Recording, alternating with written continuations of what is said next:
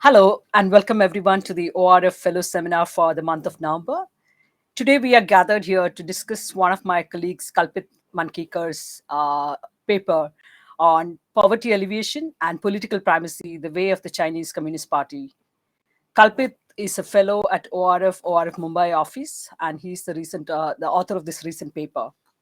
Kalpit has focused on various aspects of China, including technology, the party, and internal political dynamics, which have ramifications for both China's social and economic dynamics within the country. But it's also linked to and aimed at China's hopes that its political and economic governance model gains recognition and judged superior to Western democracies. All of this matters because China has emerged as one of the most consequential nations in modern times, making it ever more important to decipher the developments in this nation. We need to study China, every aspect of it, in fact: social, economic, domestic politics, political economy, foreign aid and development assistance, science and technology, and of course, its foreign policy, military, and security policies. The timing of today's discussions couldn't be better. One of the things that emerged from the Chinese Communist Party November plenary session is that Xi is all set to gain an unprecedented third 5-year term at the helm of China in 2022. As the CCP sees it, China stands at a new historical starting point of the second centenary goal to transform China into a fully modernized socialist nation by the 100th anniversary of the People's Republic of China in 2049. With a reinvigorated Xi heading a strong China, what should we expect on the political and economic front? To discuss all of these aspects, I have the pleasure of inviting Kalpit Mankekar, author of this publication, Poverty Alleviation and Political Primacy, The Way of the Chinese Communist Party, followed by comments from two of our discussants, Professor Ritusha Tiwari, who's a visiting fellow at the Institute of Chinese Studies, and Professor Sumed Lokhande, Assistant Professor, School of Liberal Arts and Human Science at Oro University. I would expect that the discussants would not restrict themselves to the paper alone, but broaden the conversation to some of their own thoughts on the subject. Then we will have Kalpit respond to any of these questions and conclude with the closing remarks. So before I start off now, may I invite everyone to keep the mics on mute so that there are minimal disturbance on the line. And over to you, Kalpit. You have about 15 minutes. Okay. Okay. Thank you so much, Dr. Rajgopalan, and thank you everyone for making the time to attend this discussion on my paper. The title of my paper is Poverty Alleviation and Political Primacy: The Ways of the Chinese Communist Party. I will. This presentation will be based on the whole narrative of poverty reduction in China and what is the trajectory of events that it has taken and who has benefited from this entire enterprise. So I think first I must dwell into the kind of economy that Xi Jinping inherits in 2012 when he becomes the president or the general secretary of the Communist Party. So I think 2012 was, I mean, there was this whole tag that China had that it was the factory of the world. It made about 90% of the world's cell phones, 80%, nearly 80% of its computers, 60% of the world's television sets, 40% of the world's ships. Now, again, this enterprise, it entailed that they were assembly line production. So there was, in some segments, there was a very low value add. Some of the segments was energy intensive, and also attendant to that was the worries of pollution. Again, there was another niggling worry in China was about debt. So you had to, I mean, China was taking more credit to maintain the same amount of output. So if in 2005 there was 1 RMB of credit was creating about 1 RMB of GDP, by 2012 this 1 RMB of credit was creating only 0.4 RMB of GDP. Now, there was this other pressures to get up the smile curve. The smile curve is basically pure manufacturing or assembly line production is less profitable, and there were pressures to get into more lucrative research and development space, innovation. China was also worried about another thing. There were concerns about the middle income trap. So, if in the 1960s, about 100 nations entered the, they reached middle income status, but it's only 13 nations out of these that received that reached a high income status. So, having said that, there were worries that, you know, what kind of path would China take? Also, Xi Jinping's biggest worry was that from 1979 onwards to the 2010s, the Chinese economy had grown at nearly double digits, but 2012, it starts petering, growth starts slowing down, and President Xi Jinping describes these as he talks about these being the unsurmountable or the tough challenges or tough battles. So he calls debt, poverty, and pollution as one of the tough battles that he faces. Now, see this 30-year growth, this breakneck growth that China was talking about. Or why does he talk about poverty and why does he talk about debt? Now, it has created decent living standards in China, but at the same time, the wealth gap has expanded between the haves and have-nots. And it is around 2010 that Wen Xiaopao talks about the Tangao Lun. Tangao Lun means cake theory. So, cake being the metaphor for the economy, there is a pressure on redistribution of the gains that the economy has made, and there is another faction or there is another thinking in the Communist Party which talks about baking a bigger cake. They say that redistribution can wait till another day, whereas economic growth must be the priority. Now, what were the events that surrounded, Xi's coming to power in China? Was this whole focus on Chongqing. Po Xilai. Po Xilai was the party secretary of Chongqing, and this is where Po Xilai was one of the people who believed in redistribution, that is dividing the cake. So it translated into his policy making. So you've had a massive amount of thrust on public housing for migrants, for low income groups. Also, the hukou residency restrictions for migrants were kind of relaxed, so they were able to access healthcare and education benefits. And it is this model that one section or a sizable section of the Communist Party begins praising this model, and this really becomes a nightmare for Xi. We don't know much about what was the conjecture, but the conjecture is that Po Xilai, and there was a this whole thing about once Po Xilai and a section of people in the army and the security establishment planning a coup in 2012. And shortly after Xi Jinping takes over, Po is sentenced, gets a life imprisonment for abuse of power. Now, from Xi's standpoint, really, he starts off his tenure. There are rumors swirling around Beijing that there has been a coup. In fact, there was a meeting scheduled between him and Hillary Clinton, which had to be called off. Hillary, at that point of time, was the Secretary of State. And really, he starts off on a weak footing. And this is where this whole the battle against poverty and debt comes to prominence. Because I mean, when we jog back to another era, another time, I'm just slightly digressing from the presentation, is in 1971, Indira Gandhi was faced with a similar predicament. She had split from her party.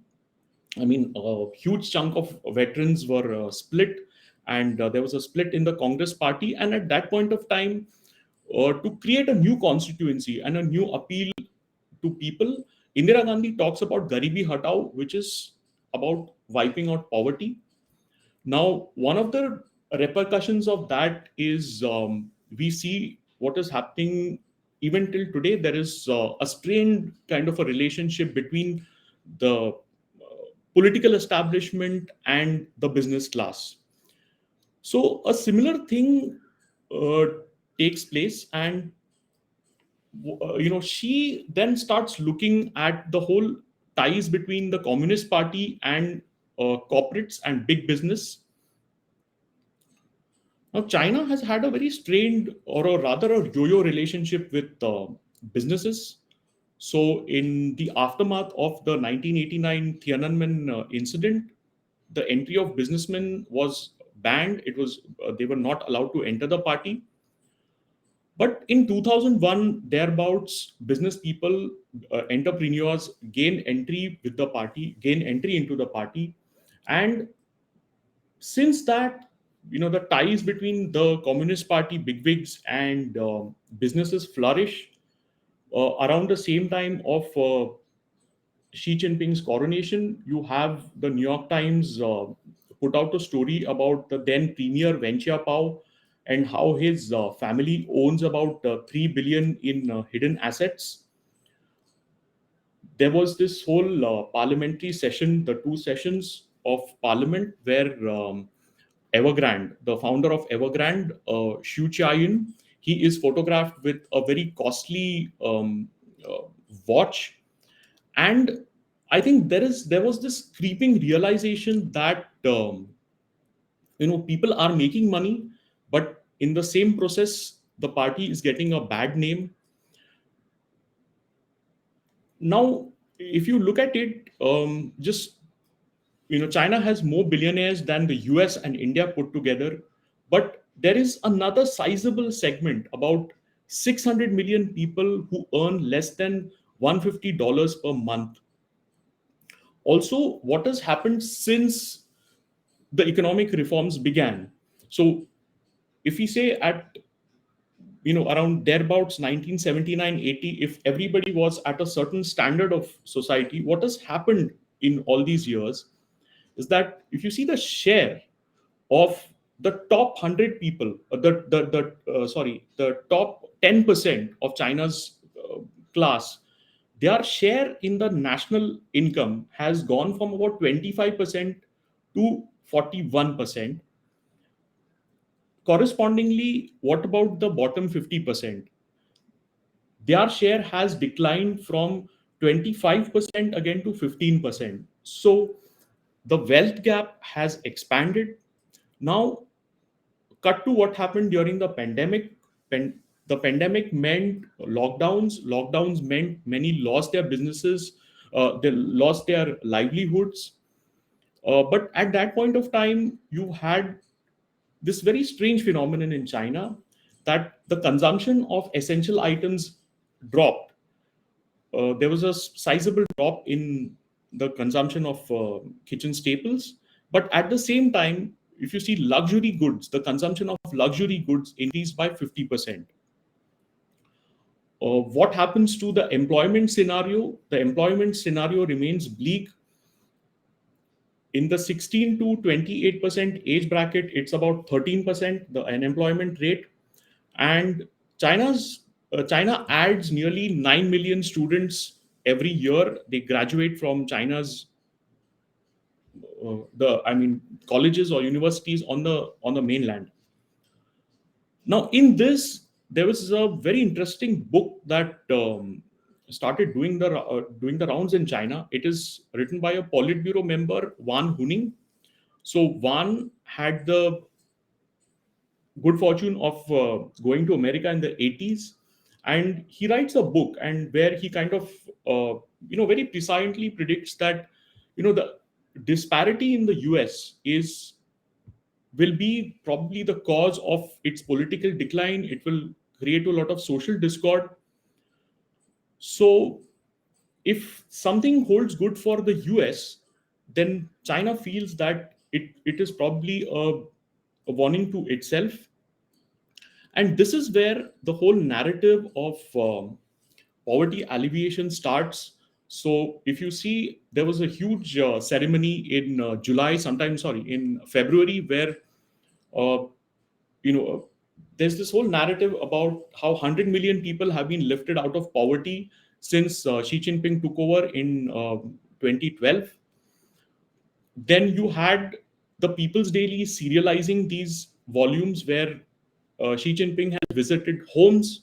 So this through this there is this whole narrative put out that this is a leader who cares for people, who spends time and is more interested in what they are doing, visits their homes. Now, if you see what happened in when this whole narrative of Garibi Hatao happened in India, that the repercussions were felt on business houses. So similarly, what has happened in China is the ant IPO has was pulled off at the last minute, and now there is a lot of evidence emerging that Xi Jinping was the. I mean, this has happened at his instructions. There has been a regulatory crackdown against technology firms, and again back to the largest property firm. It is on the brink of collapse, Evergrande. And if you see, it is in 2018 that Evergrande's founder, Xu Chaiyan, is felicitated as an outstanding entrepreneur. And today he is completely in the boondocks. So, yes, and again, China is mulling the whole taxation on homes, on second homes. So, again, this meets the whole objective of its social equality. Again, there are other social policies that China would like to address. See, high home prices also have a bearing on the family size. So this is, and China has been trying to get people have more kids. So this is where the whole strike against the housing sector is important. Another thing is that this whole narrative of poverty alleviation has helped China on a global stage, because the narrative has been that if China has been able to defeat poverty or has been able to fight poverty, then definitely its system is more superior.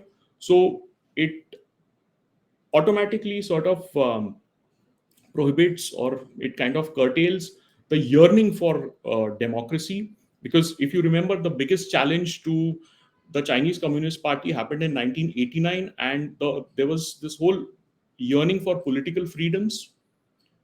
So now, this being what it is, I think I would like to wrap up my presentation with this thought that I think poverty alleviation has become the new mantra of the Communist Party's political legitimacy. Till now, you had the CCP talk about the fact that it could deliver higher rates of growth for which people would forego their rights and freedoms. But now the CCP is trying to signal to a new constituency in which they talk about, that we will make your lives better.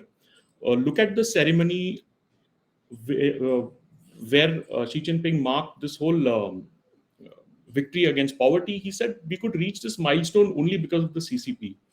So, in hindsight, things are much more clearer with the plenary session that has just concluded. So, one of the things that emerged is that China needs CCP's leadership to build a stronger China, a stronger nation, and with the CCP at its helm, you've had a profound and a rapid transformation, social transformation of China, and definitely she gets the credit for this. And I think American presidents in their second term are much more buoyant and much more bullish about foreign policy.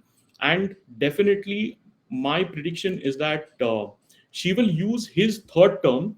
And of course, I mean, there's indications that he probably will never step down. But let's talk about his third term, where this whole idea of common prosperity will get a much more bigger weightage, and we'll probably understand much more of what she has in mind. So that's that, and over to you. Thank you, Kalpit. I think you brought out a comprehensive narrative of how China is shaping under Xi. There are, of course, a lot of questions in terms of how this is gone about, because clearly this is the political goals that China is trying to pursue through this. But I think even there, with no clarity on how do you declare poverty alleviation, is there a sense of what is the definition? How do you define poverty? What is the kind of marking that you're looking at? So there are a whole lot of questions, but I think these are obviously tied to the political goals of the Communist Party. So it's a very different ball game altogether. Anyway, we'll come back to some of the questions a little later. Now, let me invite two discussants. First, let me give the floor to Professor Rutisha Tiwari. The screen is yours. Over to you. Thank you, Chair, and thank you, Kalpit, for that brilliant paper. I thoroughly enjoyed reading it, and I would also like to place my thanks on record for ORF for having this conversation and getting me to be a part of it. Coming to the paper, as the chair very rightly pointed out, there are a lot of questions, and I think, Kalpit, in a sense, you have also answered a lot, many of them, particularly with regards to how do we define poverty, because there is a difference in there is a definitional difference in terms of the way Chinese government looks at the notional poverty, and how the standards elsewhere in the world are very different. Having said that, of course, that also tells us a lot about the current economic parameters that the Chinese government has in mind in terms of looking at its own ideas about inequality and economic growth per se. And I would like to congratulate you for kind of the brilliant background that you've given to how inequality has been perceived in terms of the debate between poverty and growth and so on and so forth. And you have also pointed out towards the restructuring, if you will, of the economic apparatus in China. um, a kind of sort of rejoinder to that, I would like to point out that there has been a realignment in the way the Chinese economy opened up, and the way the role of private sector was envisaged to basically profit maximization for the maximum base of the population. So efficiency and economic competition, on the one hand, taken over from the capitalist model of economic growth, and reaching out in terms of profit maximization, covering the maximum social base. On the other hand, sort of picking up what they could from their socialist framework. So, and in that itself, there were many challenges that opened up. And I would sort of point out to one of those challenges being the idea of the labor itself. How the very idea of labor sort of suffered a setback, and that continues to be so even today, when we've seen much better performance, much better parameters by any scale, whether the Western scale or what the Chinese have in mind for themselves.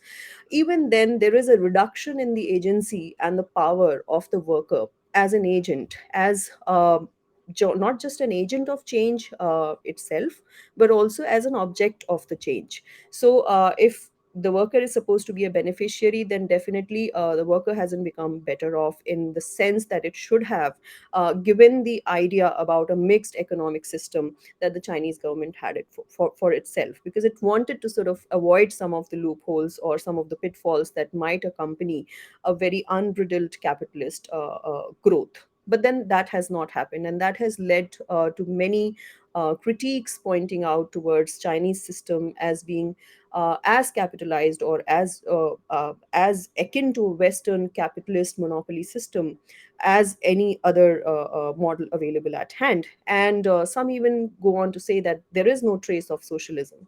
And that is owing to this kind of fissure that has opened up, the unequal growth on the one hand, and the worse off position of the labor on the other hand. And we saw that how the lack of any kind of tangible worker centric avenues for collective voice or workers coming to fore in terms of some kind of demand of political action to basically vent out their grievance, and also um, uh, give notion to what their demand was basically tried to be addressed. I mean, the party state tried to address this particular political challenge by bringing a slew of pro labor pieces of legislations which were enacted, and also in a way there to encourage the workers to use them to address conflict with the government and put up their grievances in the framework of rule by law. And so that's another avenue as to how do we look at this whole idea of inequality, who are bearing the burden of this inequality. Of course, the one of the biggest sections is the worker force.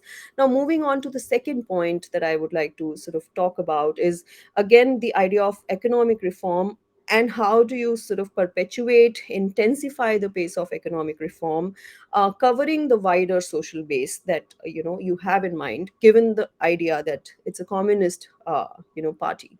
So the communist party is supposed to have a wider reach out, is supposed to basically address the malignancy of inequality, and how to maintain your stronghold over a wider social base, as it were. So then it doesn't just concern a particular faction like workers, then it is a broader category. And therein we see the CPC having a kind of again facing a lot of challenge, even though it's trying to have a steady absorption of the newer classes, the newer factions that are emerging within that wide social base, the entrepreneur, the urban professional, the university graduates, if you will, and it has always remained as a challenge. We've seen what happened in Tiananmen Square, and to cover these newer classes within the wider social base, there has been a kind of concept within China, within the communist Chinese Communist Party, the idea of basically having a citizenship which is around this notion of industrialized citizenship. So, what is a citizen? What are the demands of that citizen? How do these citizens interpret the whole idea of poverty, inequality, growth? What do they want? So this whole idea of industrialized citizenship, where a citizenship is basically focusing upon the avenues of industrialization, the fruits and modernization benefits that industrializations brings in its fore, and how do these then citizens take part in all of these riches of industrialization, as it were. So that's another way of looking at the political party CPC's performance, how they have tried to widen their social base, including more and more number of classes that emerge over time. I'm not sure if I have time for another point, but if the chair permits, I will continue. So and again the as I said, that of course the huge fault line that is there in terms of income inequality, the richest 10% owning increasing share of China's total wealth, and the bottom 50% owning less and less. So this whole idea of social base also being a very difficult terrain in terms of as to how you exactly bring in the benefits of these modernizations, bring in the percolation of creation of elites into different factions, accommodation of minorities, especially the Uyghurs. We've read so much about them in the last 5 years. Tibetans, Mongols, Manchus, all of these represent another kind of challenge. So, this is another kind of fissure in the social base that the political party is trying to maintain a hold upon. Of course, added to all of these is the human rights issue and trust issue. Trust against the CPC-led government has aggravated, and I would like to also add in the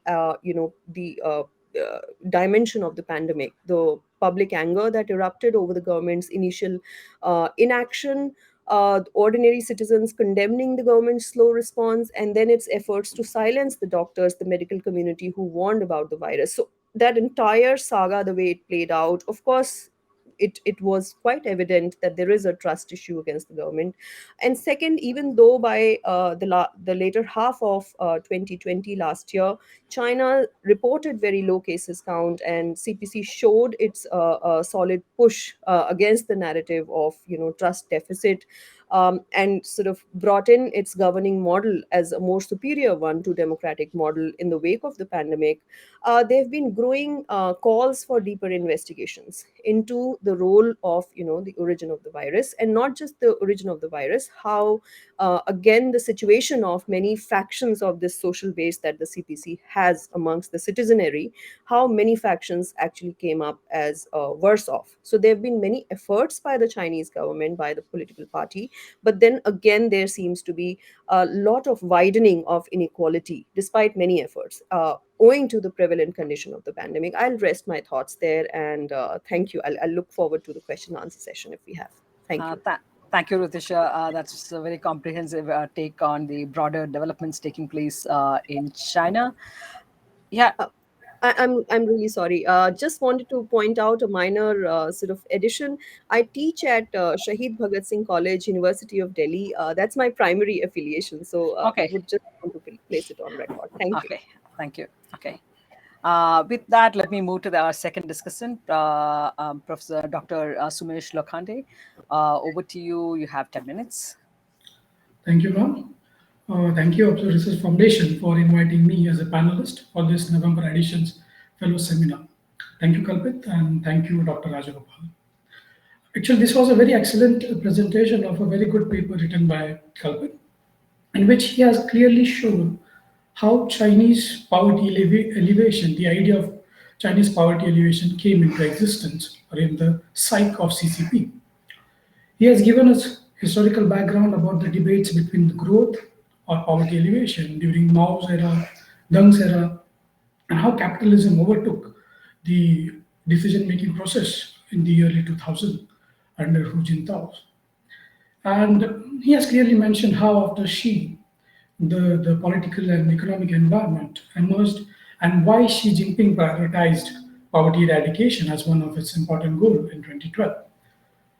However, I would like to comment on the political aspects of the poverty elevation program of CCP.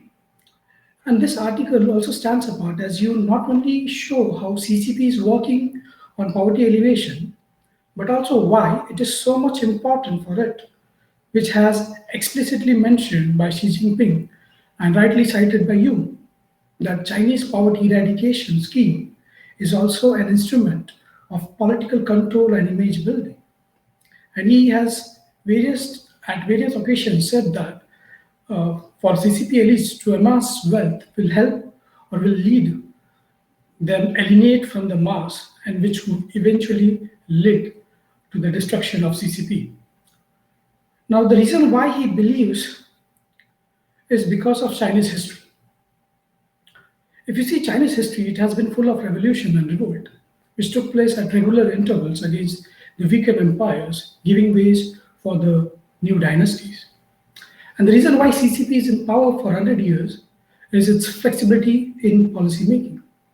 From being a rigid communist regime under Mao, which followed a strict proletarian economic system, to reform and opening up under Deng Xiaoping, and the emergence of capitalism under Jiang Zemin and Hu Jintao has helped China grow, but also increase the divide between the rich and poor. Hence, when Xi came to power, he had two main wishes. One, to make China a powerful nation state, as well as a modern prosperous society. Hence, in 2015, he launched a mission of eradicating extreme poverty by 2020, which showed CCP's shift towards socialism. Poverty eradication and its commitment towards bridging the gap between rich and poor, which he refers as common prosperity. And the current crackdown on Chinese tech companies and the refusal by the CCP to bail out indebted companies is all part of the same strategy, under which few companies will be shut down restructured by the government. Some companies will be forced to share their wealth and profits and share their profits with underdeveloped region in terms of investment and social responsibility. The recent example being the controlled impulsion of Evergrande, where the government has decided to restructure it and has owed to protect its citizens who have bought houses in Evergrande or made investment in the company. All these moves are well synchronized by CCP and articulated by Chinese state-run media, which will help CCP to portray itself as a party of masses and not for few elites. Further, in August 2021, Xi has explicitly cracked down or elaborated his vision of common prosperity, in which he has plans to redistribute wealth, reject excessive incomes, and crack down on unlawful gains. Further, he had a very good experience of factional politics in CCP during the Rus regime. Hence, he started a crackdown on members and associates of other factions under the banner of corruption eradication. Further, he believes that China has always prospered when it had a strong leader and has suffered under a weak leader. And he's also very skeptic about the leadership of next generation, whether they will be loyal to the goal of common prosperity or will favor the wealthy and eventually lead the collapse of CCP. Hence, he proclaimed himself as president for life, making him the supreme leader of tomorrow. However, there's one more reason why he made himself the president of for life. Practically speaking, after taking fight with all the factions of CCP, he had no other choice, as he would have faced serious repercussions once he would have given up his power after the second term.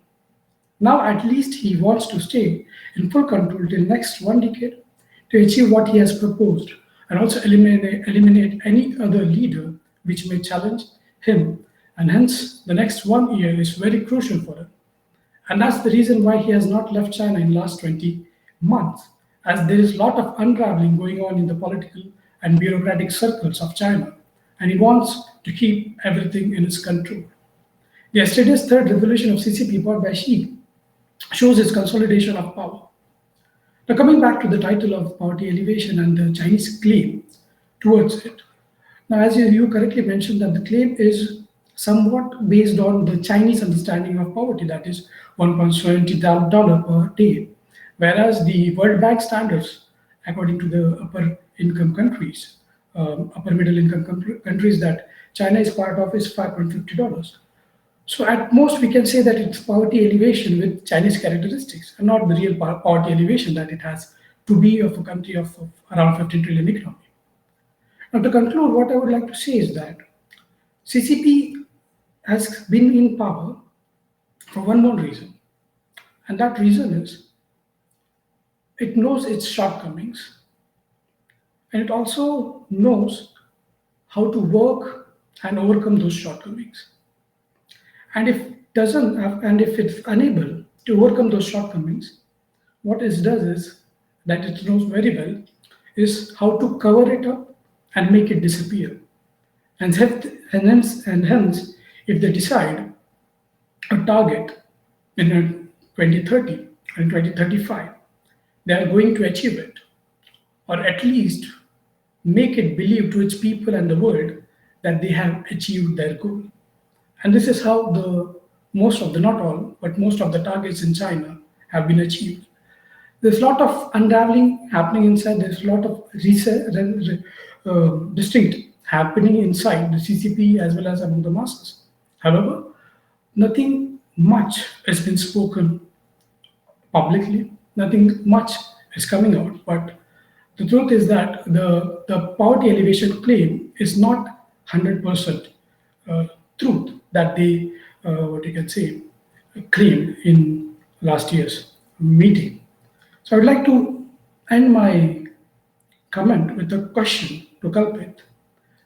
How he sees working out of this Chinese domestic economic reconstruction in next 2 to 3 years, when it is clear that Xi Jinping will be having the third term. What are your opinion on it? Thank you.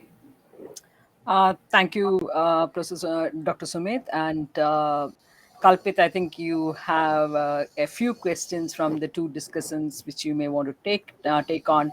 But let me also quickly just add on to that. One is, of course, Even like 4 years ago, speaking at the National Congress, President Xi Jinping said the Chinese economic model offers an option for nations who want to accelerate their development while preserving their independence. And this is a point that has repeatedly come up as to how China projects itself as somebody who's there to assist other countries in their development without interfering, without any conditions, and so on and so forth, which is slightly different from the Western countries, who talk about human rights and those kind of issues. There are other conditions that come about, along with the aid and assistance. So this is a selling point for China. But how successful would you say that China has been in exporting its economic and development models to the rest of the world? Has there been much success in China? Is there any truth to what China's claims in this regard are, in a sense? We have very limited time, but let's go. You can run with a few questions that you have from the discussants. Over to you. Yeah. Thank you, everyone. So I'll just come. We have very little time, but in that, I just wanted to make some very brief points. I um, I think one of look at the entire plenum that has just concluded, and if that is any indication, then we've seen the whole resurrection of Mao as such. Because the plenum, some of the Chinese translations very interestingly talk about how uh, you know she being the legatee of Mao. And if you see the entire Teng, Chiang Zemin, and Hu Jintao eras have been almost lumped together. Now, if that is an indication of anything, then I think we can expect Xi Jinping to unveil his what he means by common prosperity at the coming 2022 National Congress. But having said that, look at what has happened with Evergrande. Now, again, Evergrande, Xi Jinping spoke about very early on in his tenure. He said that houses are for people to live in and not for speculation, and the speculation was bad.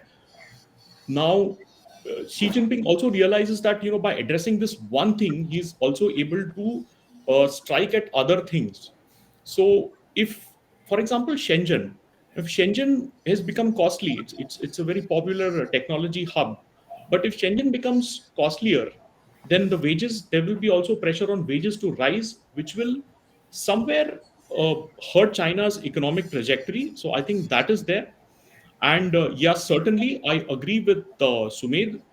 One of the things of the entry of business people into the party was that you had the Chiang Zemin and Hu Jintao factions and big businesses tied to them.